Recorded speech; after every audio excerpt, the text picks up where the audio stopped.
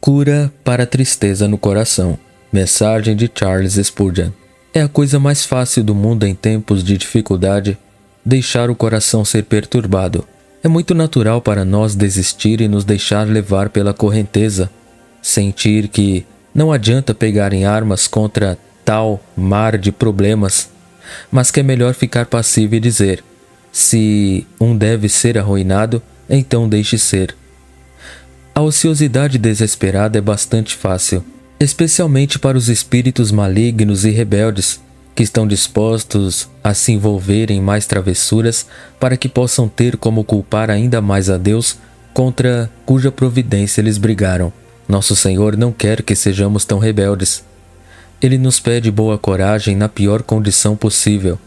E aqui está a sabedoria de seu conselho, a saber que um coração perturbado não nos ajudará em nossas dificuldades ou fora delas. Nunca se percebeu em tempo de seca que as lamentações trouxeram chuvas, ou que em épocas de geada, dúvidas, medos e desânimos produziram um degelo.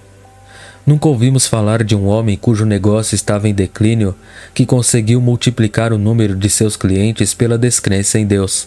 Não me lembro de ter lido sobre uma pessoa cuja esposa ou filho estava doente, que descobriu qualquer poder milagroso de cura em rebelião contra o Altíssimo. É uma noite escura, mas a escuridão do seu coração não acenderá uma vela para você. É uma tempestade terrível, mas apagar o fogo do conforto e abrir as portas para permitir que os ventos uivantes entrem nas câmaras do seu espírito não vai deter a tempestade. Nada de bom resulta de um problema de coração inquieto, petulante e incrédulo. Este leão não produz mel. Se isso ajudar, você pode se sentar e chorar até que as lágrimas lavem sua aflição. Se fosse realmente para algum benefício prático suspeitar de Deus e desconfiar da providência, então você poderia ter uma sombra de desculpa. Mas como esta é uma mina da qual ninguém jamais extraiu prata, como esta é uma pescaria da qual o mergulhador nunca trouxe uma pérola, diríamos: renuncie ao que não pode ser útil para você, pois, como não pode fazer bem, é certo que causa muitos danos. Um espírito duvidoso e inquieto tira de nós as alegrias que temos. Você não tem tudo o que poderia desejar, mas ainda tem mais do que merece. Suas circunstâncias não são o que poderia ser, mas ainda não são tão ruins quanto as circunstâncias de alguns outros. Sua incredulidade faz você esquecer que ainda resta saúde para você se a pobreza o oprimir, ou que, se a saúde e a abundância se foram, você é um filho de Deus e seu nome não foi apagado do rol dos escolhidos. Há flores que desabrocham no inverno se tivermos a graça de vê-las. Nunca houve uma noite da alma tão escura que não pudesse ser discernida por alguma estrela solitária de esperança, e nunca uma tempestade espiritual tão tremenda que não houvesse um refúgio no qual a alma pudesse se colocar se tivesse confiança suficiente em Deus para fazer uma corrida para isso. Tenha certeza de que, embora você tenha caído muito baixo, você poderia ter caído ainda mais se não fosse por baixo dos braços eternos. Um espírito duvidoso e desconfiado murchará as poucas flores que restam em seu ramo. E se metade dos poços estiver congelada pela aflição, a incredulidade congelará a outra metade por seu desânimo. Você não ganhará nada de bom, mas poderá sofrer danos incalculáveis por causa de um coração perturbado. É uma raiz que não produz frutos, exceto absinto. Um coração perturbado torna o que é ruim pior. Amplia, agrava, caricatura, deturpa. Se apenas um inimigo comum está em seu caminho, um coração perturbado o torna um gigante. Éramos como gafanhotos à vista deles, disseram os 10 espias. Sim, éramos como gafanhotos aos nossos próprios olhos quando os vimos. Mas não foi assim. Sem dúvida, os homens eram muito altos, mas afinal não eram tão grandes a ponto de fazer um homem comum de 1,80 m parecer um gafanhoto. Seus medos os transformaram em gafanhotos ao primeiro torná-los tolos.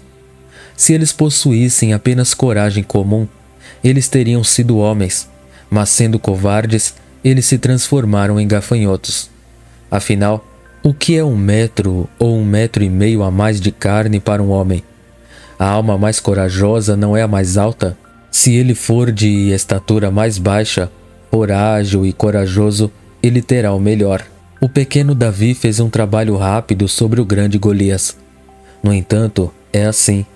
A incredulidade faz com que nossas dificuldades sejam as mais gigantescas, e então nos leva a supor que nunca a alma teve tais dificuldades antes, e assim lamentamos egoisticamente: eu sou o homem que viu a aflição. Afirmamos ser iguais no reino da miséria, senão os imperadores do reino da dor. No entanto, não é assim. Por quê? O que o aflige? A dor de cabeça é insuportável. Bem, já é ruim o suficiente. Mas o que você diria se tivesse 7 dessas dores ao mesmo tempo e frio e nudez para suportá-las? As contrações do reumatismo são horríveis. Bem, posso endossar essa afirmação. Mas e então? Ora, houve homens que viveram com tais torturas contadas 3 vezes durante a vida, como Baxter, que poderia contar todos os seus ossos porque cada um se fez ouvir por sua própria pontada peculiar. Qual é a nossa reclamação comparada com as doenças de Calvino, o homem que pregava no intervalo de cada dia para os estudantes na catedral e trabalhava até bem depois da meia-noite e era o tempo todo uma massa de doença, uma agonia complicada? Você é pobre? Ah, sim.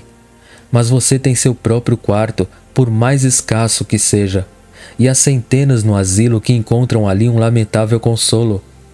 É verdade que você tem que trabalhar duro, sim, mas pense no escravo da galera huguenote nos tempos antigos, que pelo amor de Cristo foi preso com correntes ao remo e mal conheceu o descanso dia ou noite. Pense nos sofrimentos dos mártires de Smithfield, ou nos santos que apodreceram em suas prisões. Acima de tudo, deixe seus olhos se voltarem para o grande apóstolo e sumo sacerdote de sua profissão, e considere aquele que suportou tal contradição dos pecadores contra si mesmo, para que você não fique cansado e desanimado em sua mente. Seu caminho era muito mais áspero e mais escuro do que o meu. Jesus sofreu assim, e devo lamentar. No entanto, este é o hábito da incredulidade, de desenhar nossa imagem com as cores mais negras possíveis, de nos dizer que a estrada é extraordinariamente difícil e totalmente intransitável, que a tempestade é um tornado como nunca soprou antes e que nosso nome será lançado em registro de naufrágios e que é impossível que cheguemos ao porto. Tenha bom ânimo, soldado, a batalha deve terminar em breve. E aquela bandeira manchada de sangue, quando tremulará tão alto, e aquele grito de triunfo, quando estremecerá de tantos milhares de lábios, e aquela grande assembleia de heróis, todos eles feitos mais que vencedores, e a visão do rei em sua beleza cavalgando na carruagem de seu triunfo, pavimentada com amor pelas filhas de Jerusalém, e as aclamações de espíritos glorificados, e os gritos e paens de querubins e serafins, tudo isso compensará todas as lutas. E aqueles que, com seu mestre, venceram na luta, para todo sempre, estão vestidos com mantos de luz. Amém. Deus abençoe a todos em nome de Jesus.